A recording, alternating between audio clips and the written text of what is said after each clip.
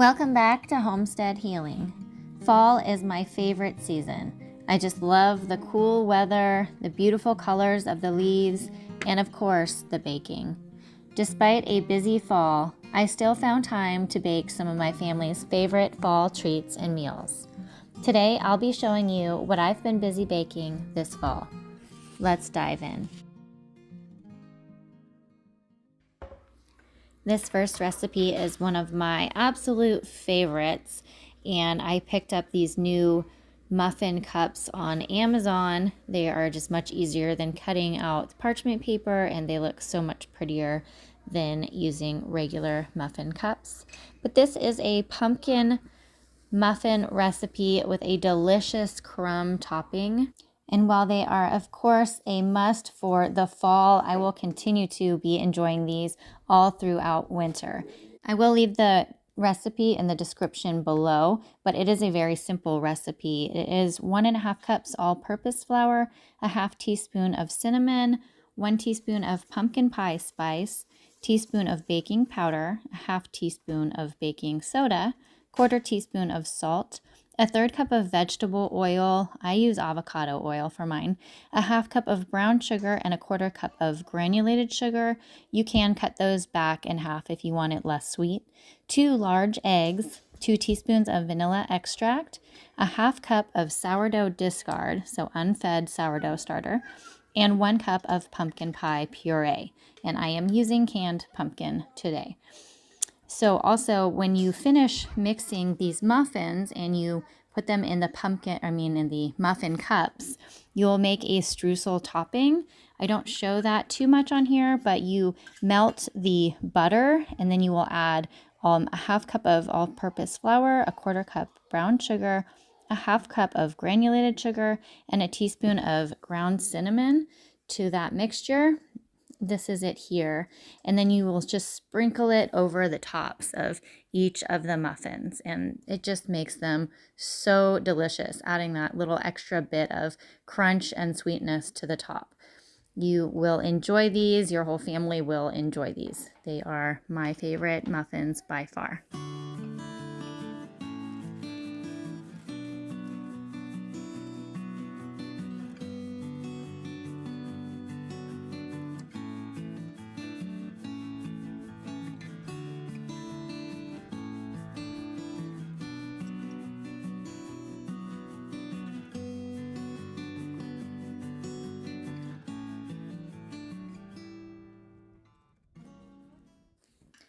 I went out and finished collecting the rest of my garden. There's still a little bit left, but it is definitely getting really cold here in Idaho, and we are getting some frost soon.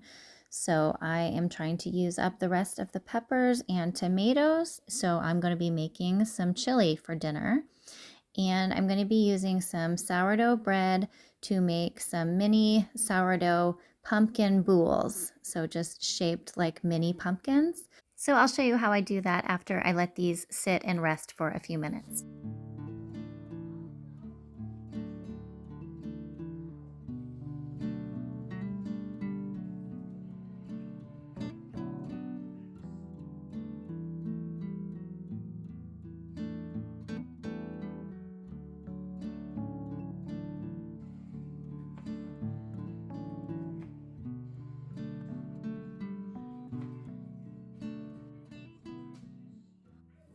I'm just cutting up these peppers and putting them on a pan with a little bit of olive oil to roast them to add to our chili for tonight.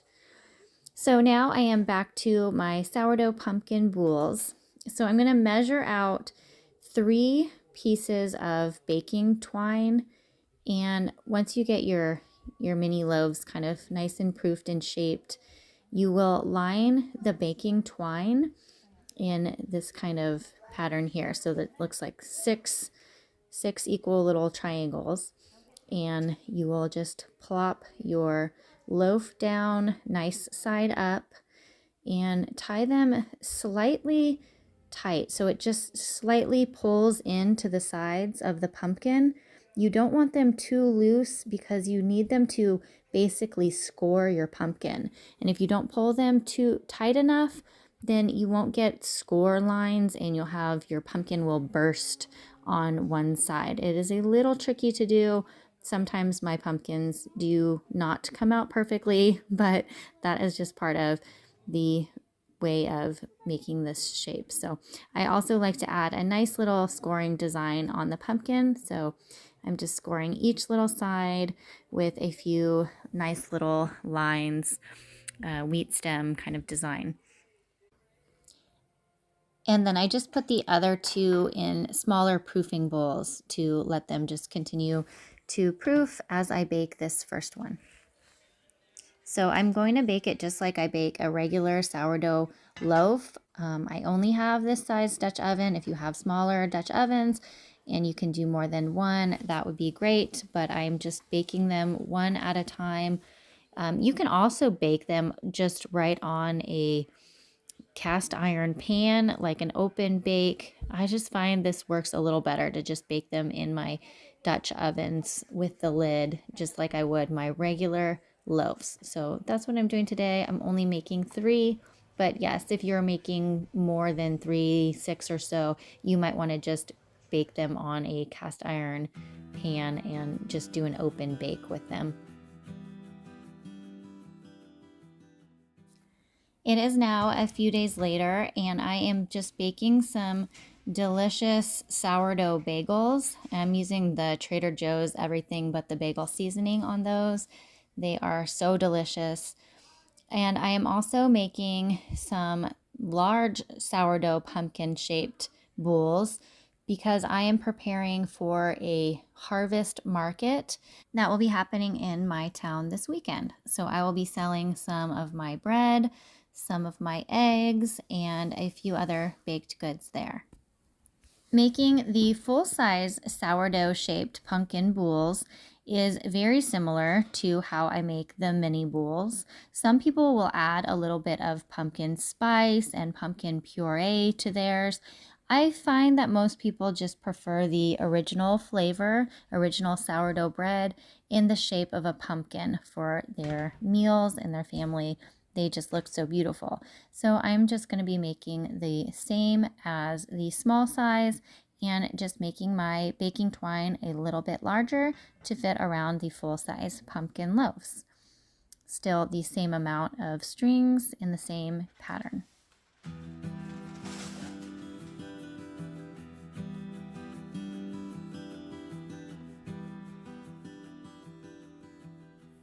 One thing that I did not mention or possibly do in my earlier tutorial on these loaves was to dip the baking twine in a little bit of olive oil or spray it with a nonstick spray, a little olive oil spray, to prevent it from sticking to the bread. It makes it a lot easier to remove.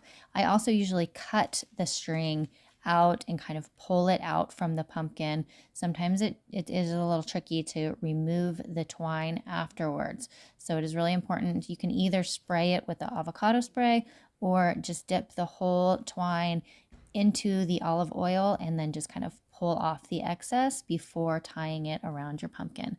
So this is my first pumpkin loaf, and I have found that some people prefer a lighter baked sourdough loaf like this one. Some people prefer them to be nice and dark and crispy. So the next one I do a little bit darker than this one, and I will be making a few more. My husband definitely likes them when I bake them on the darker side, cook them longer.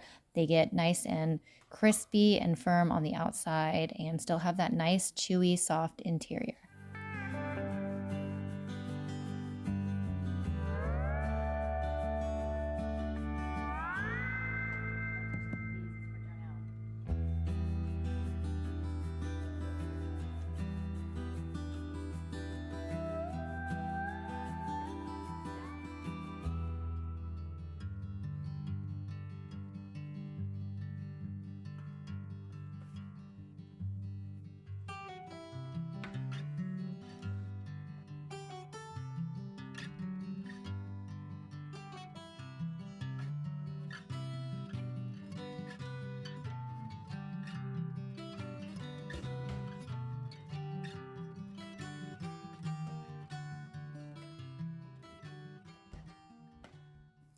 I still have a few other loaves to bake, so I'm actually going to be doing a cold ferment on these loaves. So I'm going to be wrapping the whole banneton in plastic wrap, and it just keeps the loaf from drying out. It prevents it from overproofing. It just keeps it nice in the fridge. So I use plastic wrap when I do a cold ferment, unless it's just going to be a very short cold ferment, and then you can cover it with a tea towel. But I'm probably going to be leaving these in here for a few hours until they are ready to bake. So now I'm cutting off some of the baking twine from one of the cooled pumpkin boules. You definitely want to wait for it to fully cool, but you can see that even with the oil, they stick a tiny bit. They kind of go inside the pumpkin, but if you cut them, you can pull the strings right through. And my next loaf is looking nice. I'm just removing the lid to brown this one a little bit more.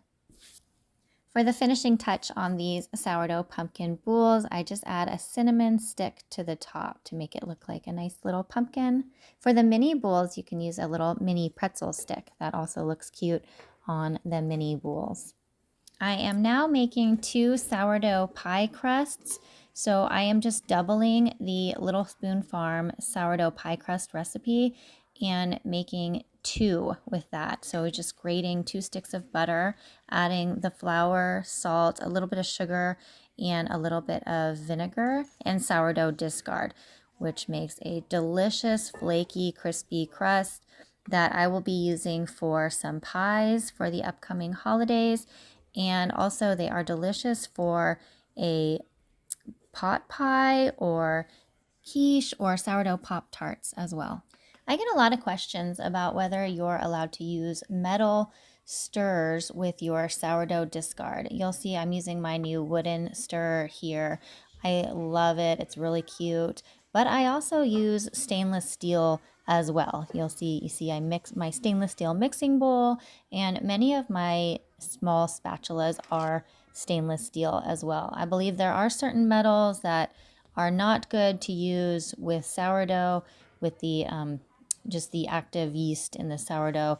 So you probably just want to stick with a stainless steel, a wood, or even plastic is fine to stir your sourdough and use for your sourdough mixing bowls. So once you shape your sourdough pie crust, you cover it in plastic wrap, form it into a disc, and you can pop those into the freezer or the refrigerator for up to 3 days.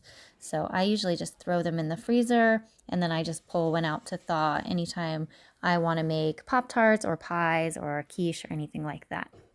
So here are some of my second sourdough pumpkin boules, and you see I am just pulling these strings off here.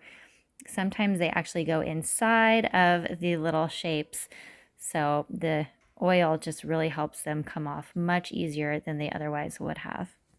This is one of my darker loaves that I did, and I just think that it also looks so beautiful in the pumpkin shape with the lines. It's just a little more dramatic and beautiful.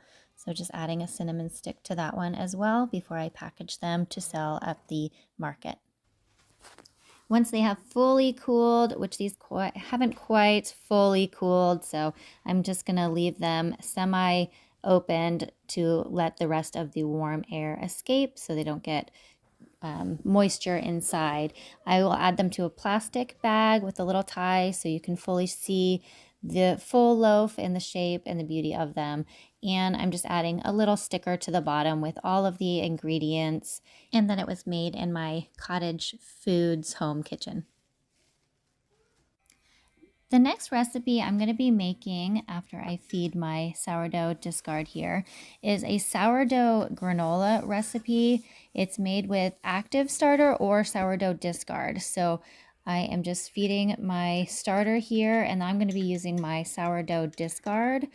I don't normally use sourdough discard in my granola, but I'm trying it here, trying a new recipe to see how this comes out. So it is made with avocado oil, maple syrup, sourdough starter, and then you can kind of add in whatever you want. So a little bit of vanilla extract, a teaspoon of cinnamon and salt. There's a little bit of water in this one. It's only if you're going to ferment it overnight as well, which I'm not going to be doing in this video. But if you do, it does dry out a little bit, so you would add some. So then you will add 2 cups of old-fashioned rolled oats, and then a cup of nuts. I'm doing pecans, and then you can add seeds. I would like pumpkin seeds or sunflower seeds, whatever you prefer, and some dried fruit. So I added some cranberries. So mine's going to be sourdough, cranberry, pumpkin, pecan. Very delicious for this November. Just giving this a nice stir and mixing in all of that sourdough discard. And then I will just be adding it to my parchment lined baking sheet and cooking it in the oven at 300 degrees for about 20 minutes.